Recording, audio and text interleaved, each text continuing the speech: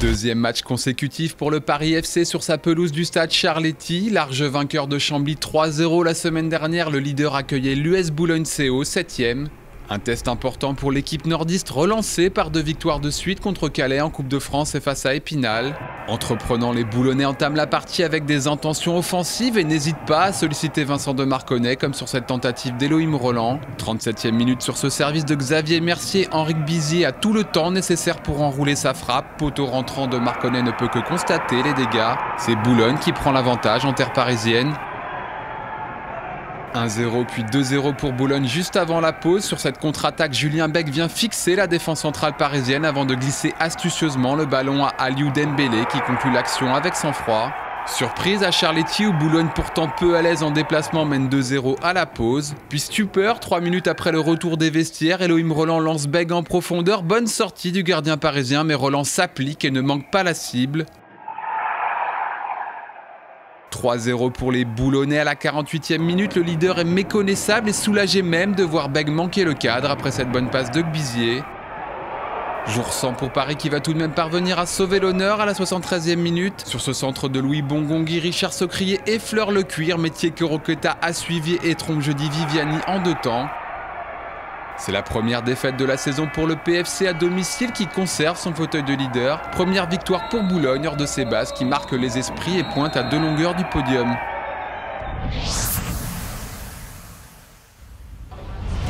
Affiche attrayante au stade Jean de Mouzon où le Luçon Vendée Foot 13e tentait de poursuivre sa série de 7 matchs sans défaite face à la tonitruante équipe du FC Bourg-Péronnas, 2e du classement. À peine 3 minutes de jeu sur ce coup franc de Jason Berthomier, Lamine Diompi seul au 2e poteau ne cadre pas sa reprise et peut se tenir la tête à 2 mains. Plus tranchant, les hommes d'Hervé Della Maggiore se montrent à nouveau dangereux en fin de première période. Sur ce bon service de Berthomier, Idriss Saba voit sa frappe repoussée par Anthony Martin.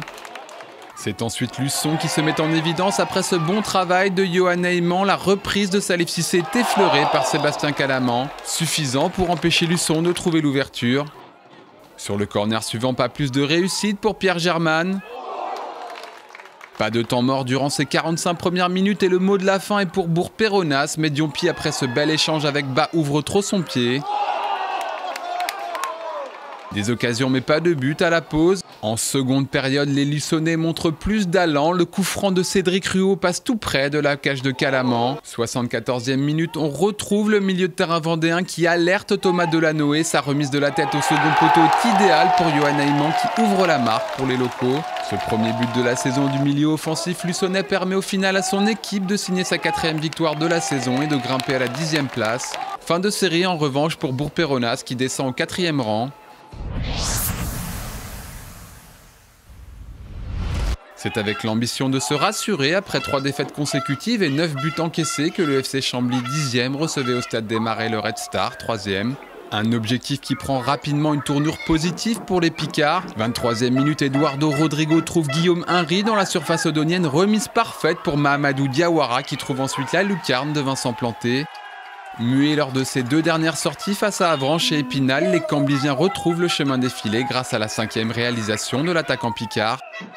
Juste avant la pause, les hommes de Bruno Luzzi sont tout près du break, mais Planté est à la parade sur cette belle tête d'Henry.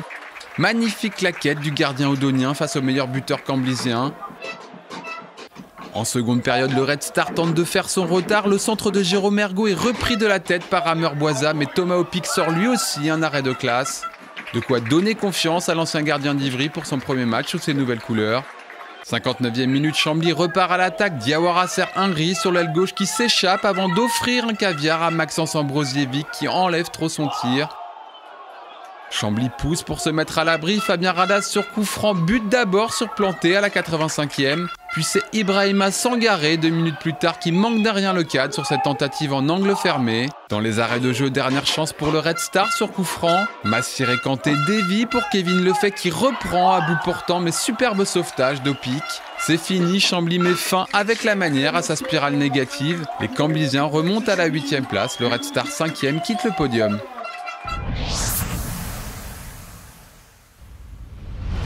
Bon dernier du championnat avec 7 points de retard sur le dernier non relégable. SA Épinal espérait voir le ciel s'éclaircir lors de la réception des SR Colmar, 5e.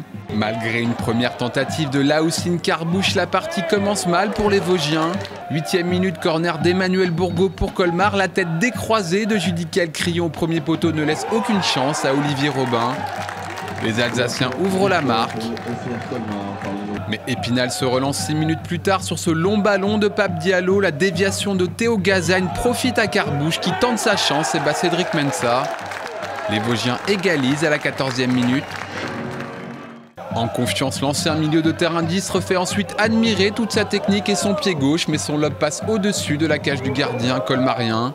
Tout reste à faire en seconde période, 70e minute, coup franc pour Colmar. Bourgault au ballon et donc danger pour Robin, mais le gardien spinalien se détend bien.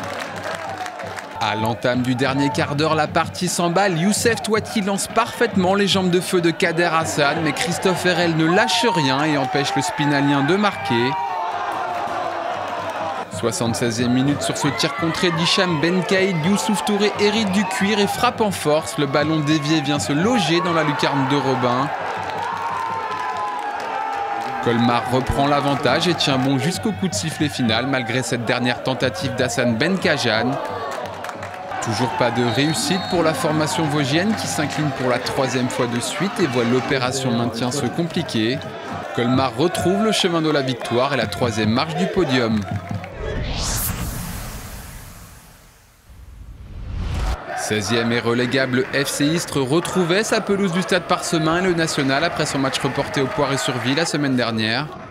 Sans leur entraîneur Lionel Charbonnier absent, mais avec Cyril Jeunechamp sur le banc, les Istréens espéraient un déclic face au RC Strasbourg, 8e. Il n'a pas eu lieu en première période car ce sont les Strasbourgeois qui vont ouvrir la marque à la 23e minute. Beau travail de Dimitri Liénard qui lance parfaitement Alassane Ndiaye. L'attaquant alsacien ajuste Olivier Blondel et inscrit son 4e but de la saison. C'est à peu près tout ce qu'il y a à signaler lors des 45 premières minutes et il faut attendre l'heure de jeu passée pour voir la seule véritable occasion des Istréens. Sur ce centre de Maxime Lambert, la tête de Nicolas Flégeau est mal repoussée par Alexandre Oukidja. La reprise de Mathieu Carta est ensuite dégagée par Marc Fachan sur sa ligne. Le score n'évolue pas et Istres s'incline pour la 5e fois cette saison et plonge encore un peu plus dans la tourmente. Cette 2e victoire de suite à l'extérieur permet à Strasbourg d'être à 2 longueurs du podium. Pour son retour au stade de la Licorne, l'Amiens SC 9e voulait profiter de la réception du CA Bastia 14e et en proie au doute après 9 journées sans victoire pour poursuivre sa remontée au classement. Les Picards prennent rapidement la direction des opérations. 12e minute, Jonathan Ringaille un centre. Oumar Pouillet trop court mais pas Jean-Pierre Nsamé qui fusille Sébastien Lombard. Belle entrée en matière des Amiénois qui ouvrent la marque grâce au 3e but cette saison de leur jeune attaquant.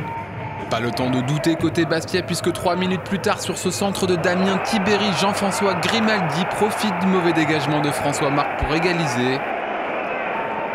Un partout au quart d'heure de jeu, le match est lancé. La riposte amiénoise ne se fait pas attendre. Coup franc de Johan Hoetker, Marc saute plus haut que tout le monde et catapulte le ballon dans les filets de Lombard. Le défenseur Picard se rachète de son erreur et permet à son équipe de reprendre l'avantage à la 17e minute. Amiens conserve son avance jusqu'à la pause. Au retour des vestiaires, Lucas Véronès se montre vigilant sur cette belle inspiration de Tibéry. À la 64e minute, Oumar Pouille après ce bon pressing de Nicolas Burel à la balle de break au bout du pied, mais son tir est trop mou pour inquiéter Lombard. Les Corses n'abdiquent pas, 93e minute, Tibéry met le ballon dans la boîte. Mohamed Ben Yahya devance Laurent Héloïse et lobe Véronès de la tête. Le CA Bastia arrache l'égalisation au bout du suspense. De partout, score final. Comme souvent cette saison, les Corses se sont accrochés et enregistrent leur 8e match nul.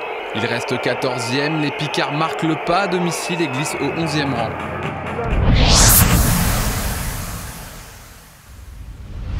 Après avoir accroché récemment le leader parisien Boulogne et fait chuter Colmar, l'US Colomiers 11e voulait confirmer ses bonnes dispositions en glanant pour la première fois un 2e succès consécutif. En face, Marseille Consolas, coaché à la 17e place, était en quête d'un déclic à l'extérieur. Plus mauvaise attaque et défense du championnat, la formation marseillaise va faire mentir les statistiques. 22e minute sur un corner joué à 2, Jérémy Nicodème place sa tête et donne l'avantage aux Provençaux. Il faut attendre la 28e minute pour voir Colomiers réagir sur ce bon centre de Walid Chénine dévié. Franck Corominas n'a pas le temps d'ajuster sa tête. Juste avant la pause, c'est ensuite Fouad Kazri sur coup franc qui oblige Jean-Baptiste Guédon à un bon plongeon. Colomiers est mené à la mi-temps et ne va pas trouver les ressources pour revenir dans la partie. 55e minute, l'équipe de Dominique Vellex est sanctionnée d'un coup franc pour une prise de balle en dehors de la surface de Loris Bovary, estime l'arbitre Monsieur Rouinsard. Buteur la semaine dernière contre Luçon, Thomas Deruda récidive en glissant le ballon dans un trou de souris. Les Provençaux tiennent leur premier succès à l'extérieur cette saison et reviennent à 2 points du CA Bastia, premier non relégable. Occasion manquée pour Colomiers d'écarter un concurrent direct pour le maintien. Les Columérins devront se racheter dans 15 jours à Bourg-Péronnas. Avec seulement 8 points de prix au stade Tribu, l'USL Dunkerque 6e comptait sur la présence des caméras de ma chaîne Sport pour briller à nouveau devant son public face à un bel adversaire, l'US Avranches 4e. Des bas normands qui pouvaient en cas de succès rejoindre le Paris FC en tête du classement.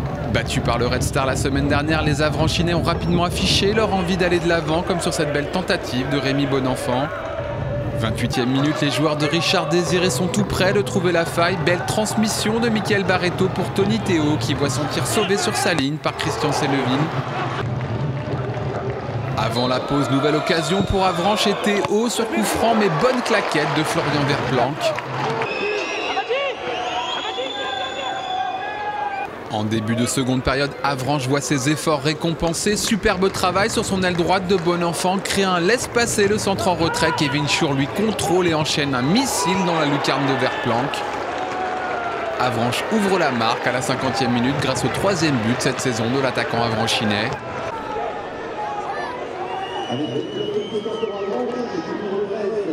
À 20 minutes de la fin, les affaires des Dunkerquois se compliquent. Faute de main de Saïd Taïd Bailly sur cette action. Déjà sanctionné d'un carton jaune, le défenseur nordiste doit laisser ses partenaires à 10. 85e minute, incursion de Bonenfant dans la surface dunkerquoise qui profite à Youssouf Niakhaté. Verplanck est éliminé, mais Christian Selleville sauve à nouveau ses partenaires. Grosse occasion pour Avranches qui va le regretter 5 minutes plus tard. Cyril Mandou qui s'arrache sur son aile gauche s'écroule puis se relève avant de trouver Dimitri Boudot, deuxième poteau, qui prend sa chance. Boeuf détourne mais il parvient à servir Malik Chokounte qui égalise.